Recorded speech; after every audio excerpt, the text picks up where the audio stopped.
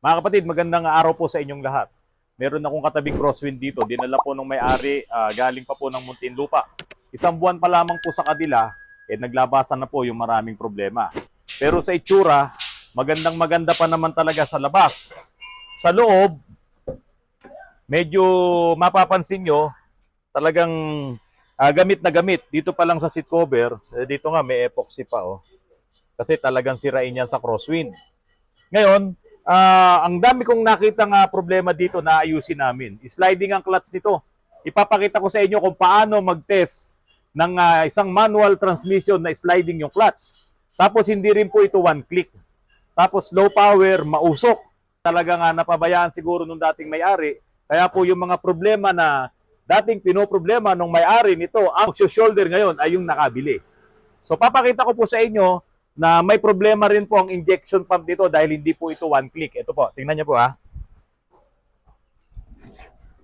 Kasi mga kapatid, dapat pag in-start mo, yung mga ganitong mga direct injection, one click talaga. Hindi siya one click oh. Doon pa lang. Okay? Minsan dalawa, minsan tatlo. Araw pa ngayon, kanina medyo mainit-init pa to. Nako, sa umaga, nakakatatlo pa po ito or apat na start bago tumuloy. Ito po yung problema niya. Sliding po yung clutch, mga kapatid. Tignan nyo. Sarento, tutukan mo rin yung pako dito sa clutch. Ayan. Tapos ito yung preno. Ang reklamo ng may-ari nito, kaya dinala sa amin, mahirap na po siyang ikambyo. Napakalalim na ng clutch bago maikambyo.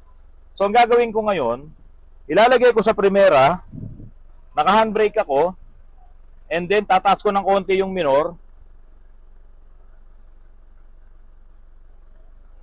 Ayan, nag 900 na yung minor. Tapos po, i-release ko ngayon yung aking pedal do sa clutch pedal, yan, i-release ko yung pako dahan-dahan. Pero nakaapak pa rin ako dito sa foot brake. Tignan nyo po kung mamamatay ang makina or manginginig. Kasi po, kapag hindi sliding ang inyong clutch, konting angat mo lang doon sa clutch pedal mo, manginginig na yan at mamamatay yung makina. Kasi nga po, umi-engage siya pero nakapreno ka. Ito po, tignan nyo po. Yeah, mataas na po ako ha. Mataas na yan oh. Mataas na yan. O, tingnan mga kapatid, halos wala na, nasa ibabaw na. Ayan. Ngayon pa lang siya nanginig. So, pansinin nyo po ha. O. Doon pa lang. Ang lalim po no? Ganun po kalalim. Kaya po ito sliding na. So, nire-release ko na yung clutch. Hindi pa kumakapit ng gusto yung ating clutch lining doon sa pressure plate at doon po sa kanyang flywheel. Kaya po ito, wala na po itong top speed. Ang pinakamabilis na lang niya sa highway, nasa mga 60-70. Tapos, dahil nga po manipis na yung clutch lining nito, ang hirap na rin po niyang ikambyo. So, start ko po ulit. Ayan. So, ilalagay ko po ulit sa primera. Tingnan niyo po ha. Tingnan niyo po yung pako. Kung gaano kataas. To. Kasi pag hindi ko naman diniin na todo, ayaw kumambyo niyan. Ayan o. Ayaw. So ngayon, kailangan ko ng todo. Ayun. So ngayon, bibitawan ko yung pedal. I-release ko dahan-dahan yung pako. Mataas na yan. Ayan, ngayon pa lang nagkaroon ng epekto. Kasi nga po, manipis na yung clutch nito. So, ganyan nyo po malalaman kapag ka-sliding na ang inyong clutch. Ilalagay nyo sa primera, i-handbrake nyo, apakan nyo yung preno. So, habang naka-idle siya, unti-unti nyo iangat ang inyong clutch pedal, i-release nyo para mag-engage siya. Pero ito, ang laki na po nang na-release ko. Ayan. Okay. So, ngayon sa rento, pwede mo bang i-shoot yung tambucho? Tignan natin kung mausok. Ha? O sige, punta ka doon. Re-revolusyon ko.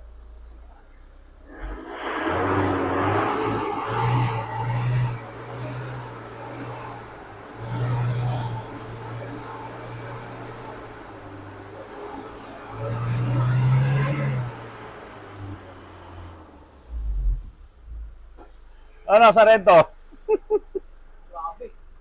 Mausok ba? Ayan, mga kapatid. At habang pinipiga ako kanina yung accelerator, nasa 3,000 RPM nga lang ako eh. Ayan oh, umi-stack na siya oh. So talagang ito po, kailangan ko ring i-overhaul ang injection pump nito. Habang kanina pinipiga ako, yung accelerator nito, nanginginig pa yung makina. Ibig sabihin, hindi makapag-continuous ng buga yung ating mga injectors na galing doon sa injection pump, yung supply ng diesel po na yon. Ngayon, bakit po kaya ito sobrang usok? Ito, papakita ko sa inyo mga kapatid. Patayin na muna natin ha. Okay. Bakit sobrang usok? Buksan lang natin to kasi baka maiwan yung susi sa loob. Yan. Tingnan nyo po mga kapatid. Ito po, niluwagan ko na to kanina eh. Yan. Tanggalin ko ulit ngayon. So dahil ito po ay naka-EGR. So ito po yung EGR valve niya. Tapos kung ito yung EGR pipe, kumukuha ng exhaust gas dito sa tambucho, dito sa muffler. Ngayon, meron akong tinidor dito na plastic. Ay kuya, si Kuya Manny oh. Okay. Parang gusto ko na lang kamayin ah. Hindi ko makuha ng todo eh. Nandoon pa po sa kaloob-looban. Ngayon mga kapatid, itong mga suit na to, ito yung epekto ng blow-by na dumadaan dito sa intake manifold, galing dito sa breather. Ngayon, yun namang usok ng tambucho na galing doon sa EGR, magmi-meet yung blow-by ng langis.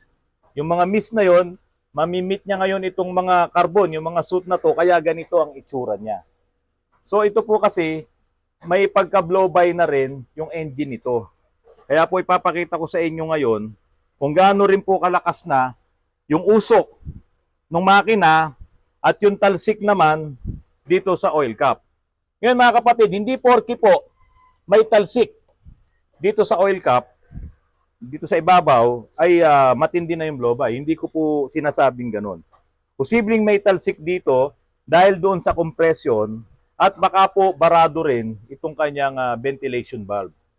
So pwede pong barado yon. Kaya po ngayon, lahat ng pressure, yung hininga, dito ngayon lumalabas at sumasabay sa talsik. Ngayon, i-start ko lang po mga kapatid para makita nyo.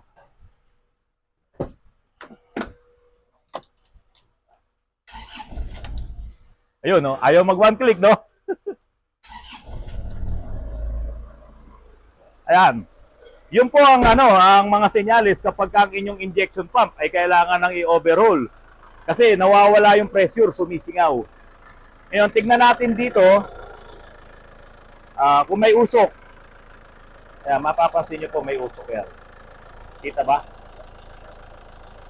O medyo malakas na rin. Hindi pa to ganun kainit.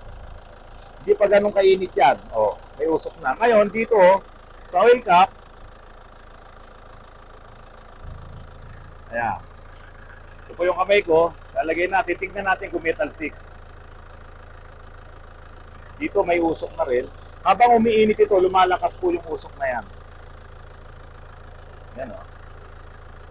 Kaya mapapansin nyo ito, may mga talsik na langis dito. So ayan po mga kapatid.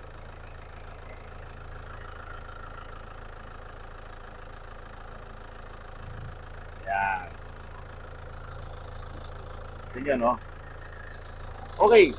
Kasi po mga kapatid, kaya naman din ito may talsik dito. Sa Rento, pwede mo bang i-video yung rocker arm, ito, kita pa naman yan. Nakita nyo gumagalaw yung rocker arm, no? Ayan, no? Yung talsik po na yan ay epekto nung galaw nung rocker arm. Ayan. Ngayon, mga kapatid, kung ito po ay may talsik dito sa dipstick, yun ang medyo delikado na talaga. Pero wala po kasing talsik to dito sa dipstick. Papasa pa to. Wala po, oh. Wala siyang talsik dito sa dipstick.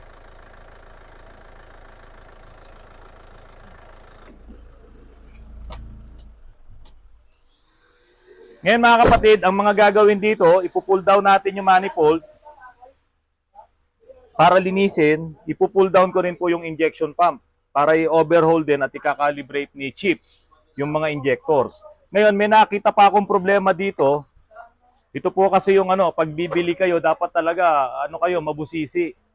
Kung binili nyo yung sasakyan na hindi nyo nakapansin yung mga problema, ito, tagas din po yung langis, oh. Ayan, kita ba? Yung tagas na langis. Ayan, dito, oh. Ayan, oh. Ngayon, ito po ay sa aircon. Sa tingin ko, may problema lang yung o-ring nun. Kaya lang, syempre, kung pababayaan mo na may tagas yung oil, yung capillary oil, na nandito mismo sa loob ng compressor, dito sa system ng aircon, masisira ang compressor mo. Kaya immediately, una nating ipapagawa din na palitan ito ng o-ring, pero sabi ko nga dun sa may-ari, syempre, magtatapon tayo ng prion. So, yun yung mga gastos. Kapag bumili kayo ng second-hand na sasakyan at hindi nyo napansin yung mga yan, sana ibabawas nyo yan doon sa presyo ng sasakyan. Syempre, kapag ginawa ko to, tatapon ng prion at maglilinis na rin tayo ng evaporator, yung mismong system ng aircon, additional gastos po yun. Malakas din ang tagas ng langis dito. Ayan. Isa pang problema nung may-ari nito, inirereklamo niya sa akin at gawan ko daw po ng paraan, kumakabig po kasi ang manibela nito sa kanan. Kumakabig doon. Bakit po ganun? Wala po sa camber itong kaliwang gulong. Kaya kung mapapansin nyo, dito yung pudpud, dito makapal. Nandito ngayon yung pudpud. Ibig sabihin po kasi niyan, yung gulong nito, naka-negative camber. Nakaganon po siya. Nakahiga. Kaya yung pinakaloob ng itong gulong, yun po yung talagang dumidikit palagi. Nakaganon siya.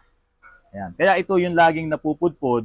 At dahil nga wala siya sa camber, ang tendency po niyan, kumakabig po palagi sa kanan.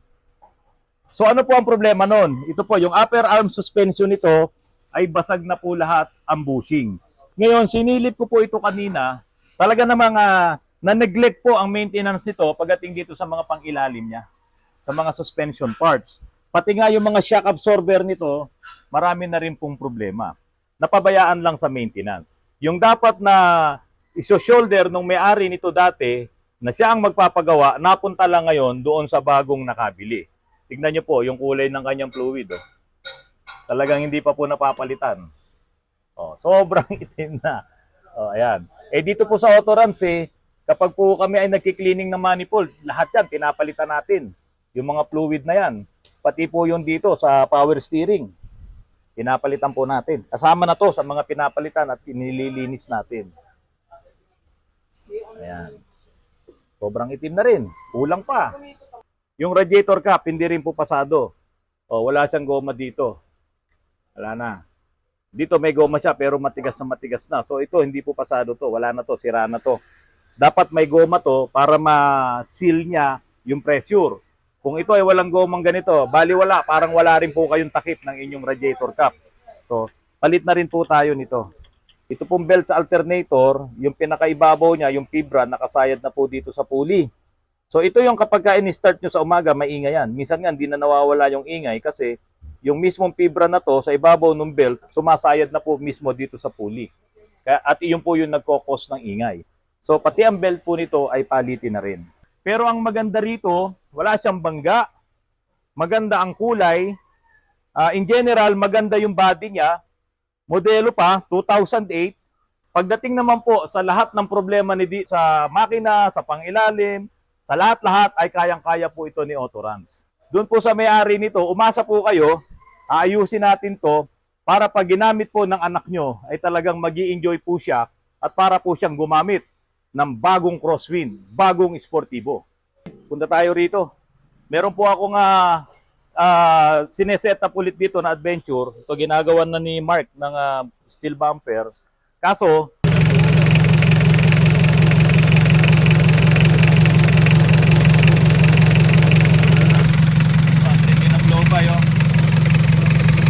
nung dinala sa amin to, hindi talaga makaakyat. So sabi ko doon sa mga tao natin dito, testingin nyo munang mabuti, inspeksyonin nyo mabuti. Yun nga po, yung makina niya ay blow-by at pumping oil na. Kaya pumayag na rin si Sir Oscar, na ito ay overhaul. Mukhang maraming budget si Sir Oscar. Overhaul na, ililip pa namin to, ise-set up pa namin na 4x2, double wishbone. Yun nga lang, Sir Oscar, tatanggalin ko na po itong mga to para luminis siya at mapinturahan natin to ng maayos. So lahat ng mga ano na to, fiber na to, yan, tatanggalin na natin yan at pipinturahan ko to na puti. Ito pong unit na to, alam ko, X-Tax ito, X-UB. Kasi ang plate number niya ay nagsisimula sa letter T. So ito yung mga UB Express na ginagamit. Yun nga lang, nabili ni Sir Oscar, naging private na. Naikabit ko na po itong winch. Ito po, tingnan nyo, SR winch. Mula po kay Ma'am Patricia Sales. Naibigay, ang dami kong discount na nakuha. Tapos naka-double wishbone na rin po ito. Ayan, tingnan nyo. So, sineset up na namin to. Hinihintay ko na lang din yung mga malalaking gulong. Size 33, 15 by 10. Yung doon sa likod, inaayos na namin yung kanyang Pajero na differential. Pero nag-bend na po kami ng molye. Kaya medyo tataas din po talaga at titindig po ito. Siguro mga 1 or 2 linggo, makikita nyo na po, itong aming double wishbone na to, ito po ang may-ari ay taga-Tarlac pa. Pero yung pinaka-may-ari ay nandiyan po sa USA. So ito pa po yung isang sinetap namin, natapos na rin ni Mark, yung kanyang steel bumper. Ayan, ang itsura niya. May mga i-retouch lang kami sa pintura kasi nagpalit ako ng fog lamps. So ito po ay galing din po ito kay SR, Miss Patricia. So ito po yung dati niyang bumper. Ayan. At ito na yung kanyang steel bumper. Ngayon, ang susunod, ang nakapila, ito naman po, ganun din. Ito po ay magpapalit na rin ako nung upper suspension arm na metal bushing, yung Pargo. So papalitan ko na rin po yan kasi palaging nasisira po yung rubber bushing dun sa upper arm suspension. So ito ay magpapalit na po kami nun. Yung metal bushing at ito po ay rack and pinion na rin. Bahala na po si Engineer Tolitz doon para naman dito sa rack and pinion ito. At ang inilalagay ko pong rack and pinion sa mga crosswind ay yung pong rack and pinion po ng Montero. Yung Gen 2 na Montero, yun po ang inilalagay nating rack and pinion. Dati po ang inilalagay ko, yung Pandimax para isuso rin sana. Kaso ang problema, wala pong nabibiling repair kit nung rack and pinion ng D-Max, kaya hindi ko na po itinuloy na maglagay nun. Kaya po yung kay Colonel Billy, inalis ko po yung D-Max na rack and pinion, kahit buo pa yon, pero ang inilagay ko na po ay yung pong pang Montero, brand new na rack and pinion ang inilalagay po natin. O ito naman po yung bagong overhaul na 4JA1, non-turbo. Ayan, hindi siya ganun kaingay dahil bagong overhaul, iuwi pa to ng Iloilo. Pero sabi ko sa may-ari, nasa na ba yung may-ari nito? O nandun, huwag muna, i-break in muna natin kahit mga 1 araw pandiretso na umaandar siya nang naka-idle para talagang maglapatan na yung mga piston ring doon sa cylinder. Ayoko munang ipauwi sa kanya kasi baka magka-problema. 1 araw pang diretsyo, siguro mga 8 oras na umaandar, naka-minor, mga kapatid, para mapalapat natin. At pagkatapos nun, iikot-ikot pa namin dito yan sa Antipolo. So yun po, Richard, palitan mo to ng, ng oil filter. No? Bago natin i-release, palitan mo ng oil filter. Tapos, ito, ililibre ko na sa kanya to, Aeropack Super Oil Treatment. Ito po ang nakalagay dito ay Repsol.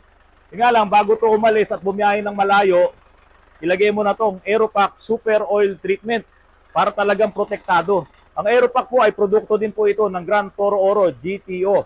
Yun po ang distributor din ng Repsol dito sa Pilipinas. Okay, Richard? Mga kapatid, kung kayo po ay bibili ng sasakyan, hanggat maaari po, magsama po kayo ng mekaniko. Kung hindi man mekaniko, kung nagpaplano na kayo ngayon, panoorin nyo po yung maraming mga vlogs ni Autorans or kahit yung iba pang mga vloggers na may kinalaman yung kanilang pagbablog sa mga segunda manong sasakyan. Kasi po mga kapatid, tulad po nitong Isuzu Crosswind na ipinakita ko dito sa umpisa ng ating vlog. Nung binomba ko yung accelerator, diniin ko, umusok ng puti. Ang ine-expect ko dito, umusok ng itim. So ibig sabihin, may portion ng oil na nandoon sa combustion chamber na sinusunog niya at lumalabas sa tambucho. Yun ang medyo malaking problema kung sakaling magkatotoo yung iniisip ko na baka may problema ang mga valve seals nito at kailangan nating mag-top overhaul. Kaya kung bibili po talaga kayo ng sasakyan, hanggat maaari magsama po kayo ng mekaniko. At wag po kayong magpadalos-dalos. Wag po kayong magpadala doon sa ganda ng body. Pero ang makina at ang pangilalim, marami palang problema. Mga kapatid, nagpapasalamat po kami kay Ka Carlo Ehanda at sa kanya pong butihing may bahay na si Ka Jenilyn Ehanda na nakatala po dyan sa lokal ng Sagana sa Quezon City. Ang pagpapasalamat at pagbati po ay mula po kay Attorney Tiberio Prado at kay Piskal Attorney Eranio Prado mula po dito sa lokal ng Bayan-Bayanan Marikina at SSS Marikina. Sila po ay mga PD doon. Mga kapatid, maraming salamat po at magandang gabi po sa inyong lahat.